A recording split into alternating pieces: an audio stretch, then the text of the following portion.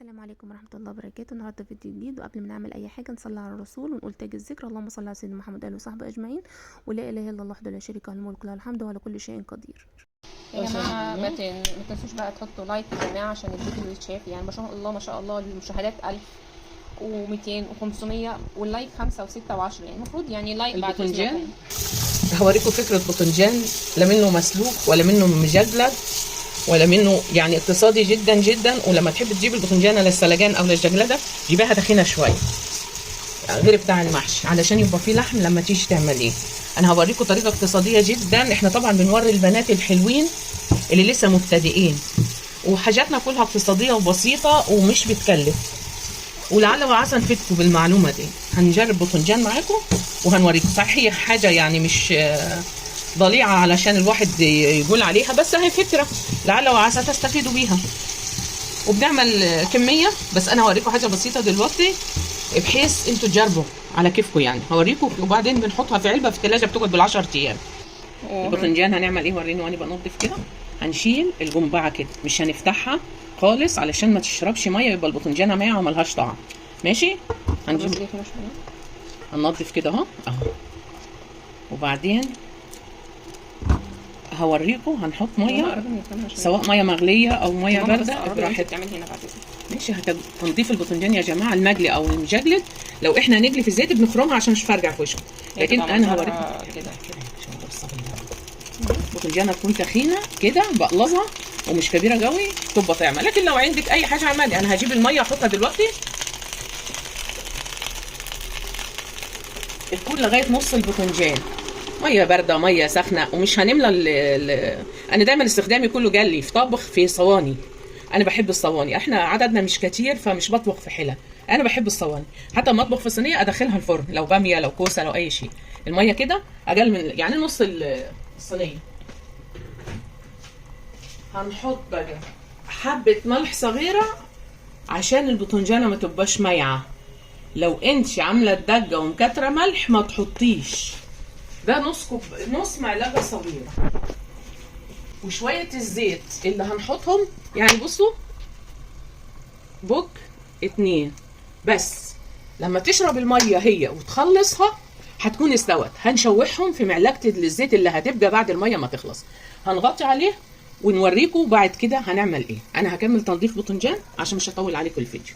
يا جماعه ما تنسوش اللايك، احنا مش بنحط معلومات على فكره مهمه جدا ومفيده واقتصاديه، وكل العيله بتاخدها مننا، فاحنا قلنا نفيدكم كلكم. ما تنسوش اللايك بقى والاشتراك والشير. شوف الفيديو. شوف البقلاصه دي بتبقى طعمه في السلقان او في الجلاد. احنا قال اللي عندك اعمليه، بس لو هتشتري يبقى اللي هو بتاع الجلاده او السلجان، اللي هو المقلبز الحلو القصير ده، يبقى تحفه وكله لحم. هنغطي واوريكم بعد لما نخلص. هنتابع معاكم بقى الخطوات خطوه خطوه. ما تنسوش اللايك والاشتراك يا جماعه. لايك لايك لايك لايك. نص معلقه ملح، 3 معالق زيت او 4 كبار على حسب الكميه اللي انت عاملاها بس. وبعدين نص معلقه ملح. لو انت محدقه الملح بتاعك في الدجاجه ما تحطيش. وهنغطي وهوريكم واحنا بنحدقه بالدجاجه اللي احنا كنا عملناها مع بعض المره اللي فاتت. نزلناها على القناه وشوفوها واشتغلت عليها وتقلبيه. ما تنسوش بقى يا جماعه اللايك. يتقلب. لايك لايك لايك لايك لايك. نسيت اقول لكم، لو عايزين تحطوا على الوش كده فلفل، هو هيدبل ولما تيجي يتحمر في معلقتين الزيت هيتحمر معاه، لو انت حابه تحطي فلفل. بصوا يا حبايبي، يعني نسيت اقول لكم احنا لما بيغلي بنوطي عليه علشان الميه مش تتبخر وترجع تحط له ميه تاني ويبقى شرب ميه كتير. حتى ميته لو طلعت كتيره ممكن تصفيها. ماشي، مش في اي مشكله. هو كده استوى يعني 75%.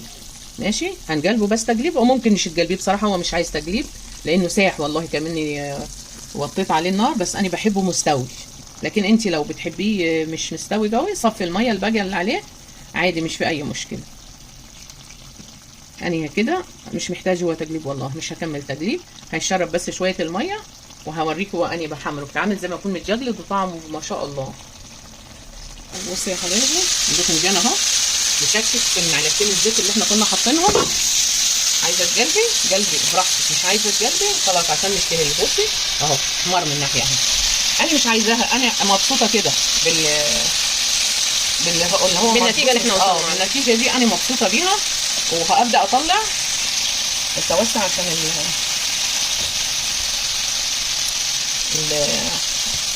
عايزه تسيب الفلفل متحمر سيبيه، شكشاك الزيت اللي احنا حطيناه زي ما هو.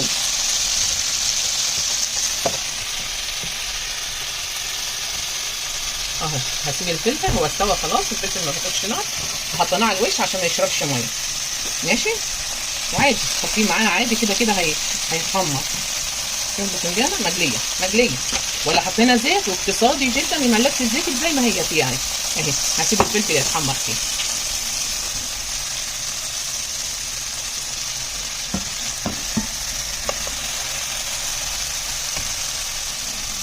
الباذنجان عامل ازاي اهي، كانك مجلداه في ايه، ولا يشرب زيت ولا اي شيء.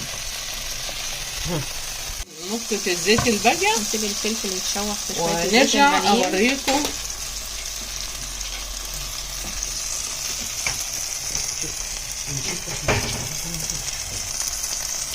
بصوا يا حبايبي، دي الدجه اللي احنا عملناها مع بعض. حبيت تزوديها توم، حبيت تزوديها طبعا دقه الفلفل الاحمر اللي احنا دجيناها البرد. انا بزودها، بحب النعناع عليها الناشف او الاخضر بيبقى تحفه.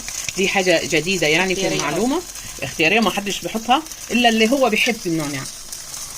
دي الدجه اللي احنا احتفظناها، قلت لكم تقعد شهر في الثلاجه. ما بحطش ملح كتير عشان انا بحب املى الباذنجانه دجه، لانه بحبه باكله مع الجبنه، فعشان كده ما بحدجهاش عشان الاملاح وكده، وتاكلي وتشبعي زي ما انت عايزه كده اهو. بحب الباذنجانه مليانه.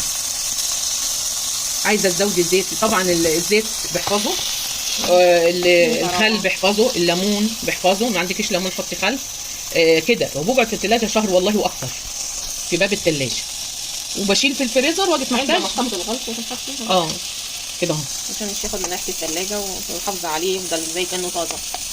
قبل الاكل طلعيه براد ونحط على عيش وجبنه زي الفل تحفه. فما تكتريش ملح، انا ما حطيتش، هي ريحه ملح بحطها عليه ونص كده عليهم. والباذنجان اصلا حطها عليه نص معلقه ملح حسب الكميه يا دوبك، طعمه وتاكليه كده حاف من غير دجه ومن غير حاجه. انا بحب الدجه كتيره عشان كده ما بحدكش الباذنجان. اوريكم الفلفل زي الفل اهو. بس خلاص اهو خلاص طلعوه.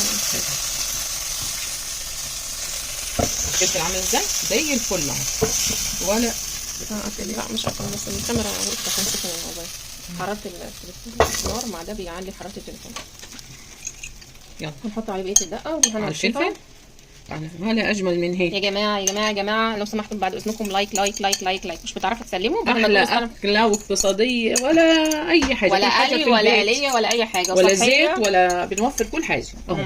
اكلات موفره والكل بيتحكى بيها على فكره، وطعمها يجنن والله. مش عشان هي والدتي اللي بتعملها، لا، بس هي ما شاء الله تبارك الرحمن عليها تكات حلوه كده، تعمل من الفسيخ شربات زي ما بيقولوا يعني. فظيع.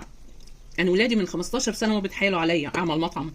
والله بنتحايل عليها من زمان تعمل مطعم، بس هي اراده ربنا. زينا بقى نفتح قناه ونفيد ونستفيد، وربنا يوسع رزق الجميع. ما تنسوش اللايك لايك لايك لايك لايك لايك. مش بقول لحد يشتري غصب عنه، بس اللايك بعد اذنكم مش هيعمل اي حاجه، بس هيعمل لي انا. شكرا.